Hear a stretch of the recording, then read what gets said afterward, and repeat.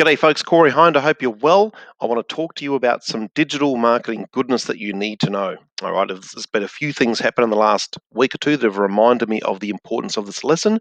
It's been covered at length by lots of people in the past, but I want to go over it again for you based on my own experiences. Now, the topic is own and control your own stuff. I'm talking about digital assets that you own and control with reference to your business, why that's important.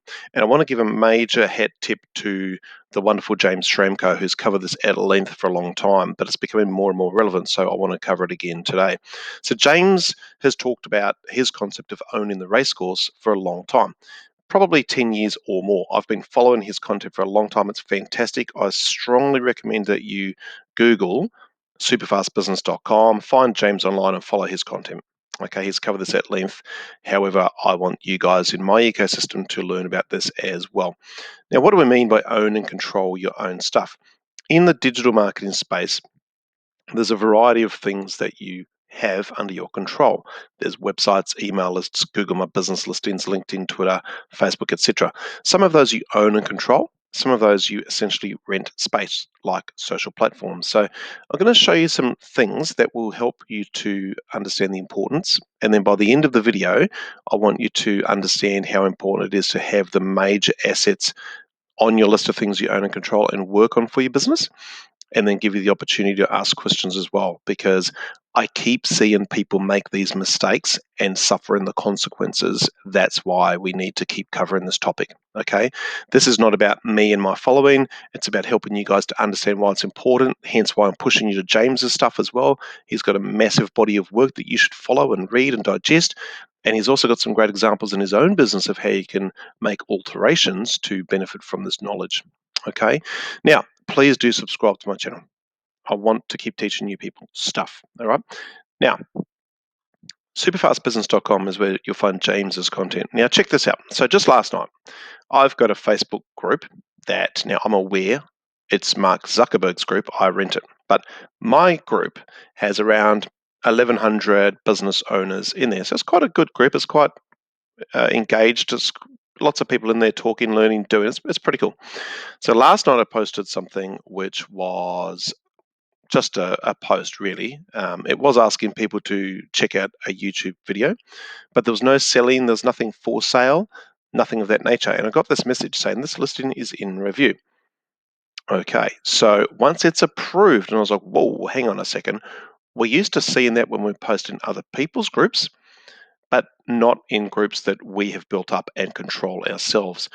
It reminded me that Facebook, LinkedIn, Twitter, they control that asset. Okay, you might have 1,100 people in your group, you might have 10,000 people in your group, but at the end of the day, that is controlled by the owner of that platform, not by you. Okay, so this group, there was no selling involved, and it just highlighted to me that, wow, things can change and that might affect your business. So if your business is entirely operated from a Facebook group or a Facebook page, that is a major problem, because that can be whipped away from you at any time. And that was just reiterated to me yesterday. Even today, I posted somewhere and it said to me, we have rephrased this post as a question to help you engage with people. Now, that's not a problem, but it just demonstrates again, and this is a group that I'm in that's a highly engaged group of SEO people. Now, it highlighted to me again that the rules are constantly changing. So you have to be aware of that. And I have seen people just using Facebook for their business, maybe morphing across into Instagram as well. But it's a risky place to be. You really want to be in a little bit more control than that.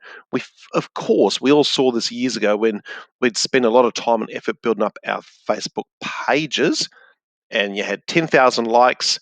You'd post something, they'd all see it, and then that was whipped away very, very quickly from us. And the content, and I think it's because the amount of content was overwhelming the newsfeed in a regard, but it pushed us into paid. Okay, we had to start paying to play. Now, check out this one. So these are some recent view numbers from LinkedIn. I have around 1,100 connections on LinkedIn, so business associates, friends, family, whatever. And I thought I understood the algorithm pretty well, but these are some of my recent view numbers. Now, 3,914. that's 4 times as many connections as I have. So that post, I can't remember what it was. There's no particular reason why it went so well. It just hit their newsfeed at the right time, and it was pushed into news feeds of people, etc., etc., etc. And then other times, 18. So that post I thought was topical and interesting, just went nowhere. So again, it just shows that whilst I've got a good connection number on LinkedIn, I do not control the news feed on LinkedIn and who sees the stuff. So that's another example of a social platform that you might spend time building up, but at the end of the day, you don't control that, and you want to get those people engaging with you in some other way, which is really the crux of this video. Okay, so what should we be doing? Now, hopefully you have a website. If you don't have a website for your business, I think you're making a major mistake. Okay. By now, most people are aware of the benefits of having a website. If you don't have a website in this day and age, you might have a good reason for that. I'm not sure what that reason is, but I'd still recommend you reconsider that, because a website, you can work on it, you can do the SEO, you can build content, you can add things to it, you can do so much with a website, and it's a major credibility gainer, as well as a way to attract the right people to your business. This is not an SEO video, but it is trying to demonstrate that a website is something that you control. Okay, hopefully you make it appeal to Google, that Google controls, and it can push it to people much easier than relying on a social platform. Email, to this day, I always recommend business owners, please, please, please, please build an email list. If you haven't got one, start now. Go back through your invoices, start collecting email addresses in some way. I have an email list. I typically get 40 to 50% open rate, which is pretty good for my industry. So that's a hell of a lot more than 0.1 or 1% open rate on a post on my Facebook page. Okay, so email, I control it. I control the content. I can't control whether somebody opens that email, but I can make it as appealing as possible to their email system to be put in front of them. All right.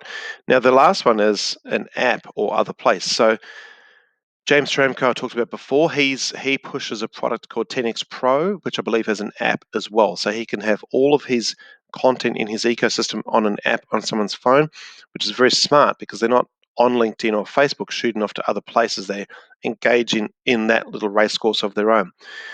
Ben Settle, one of my favorite copywriters on planet Earth, good guy to follow, very edgy, very skilled, runs a fantastic business, bensettle.com. He has an app now called, I think it's Learnistic, which is, again, he's trying to keep his content within his control. Okay, so that's probably an advanced step. In the future, I think more and more people will be running their own app. I've seen some fitness trainers using things like trainerize.com, which is a place where they can upload content, connect with people, talk to people, engage. So just remember that social is just a pillar. It's a leg. It's like the stool, right? Here's your business up here. You got all these legs. Social's just one of those legs. Okay, social is just one of those legs, and if it's cut away from you, have you got enough in place to work around that? Is, I guess, the question. And please, please, please don't overdo Facebook, LinkedIn, Twitter, Instagram, TikTok, whatever. Make sure you emphasize, to me, at the moment, these are the two big dogs every business should be focusing on every single day, which is their website and their email. They're so important. You know, one of my offers that I put out is an email offer where I write an email for people and we send it out to all of their previous purchases in the last 6 months. And it's just a straight cash machine. So, you know, email is so effective, yet people don't use it. They're too busy doing Facebook content and moaning about the fact that nobody saw it. Guys, you know the stuff. All right. I want to help you with it, so please engage, comment below. Don't forget to subscribe as well. All right, guys, thanks for paying attention. Bye for now.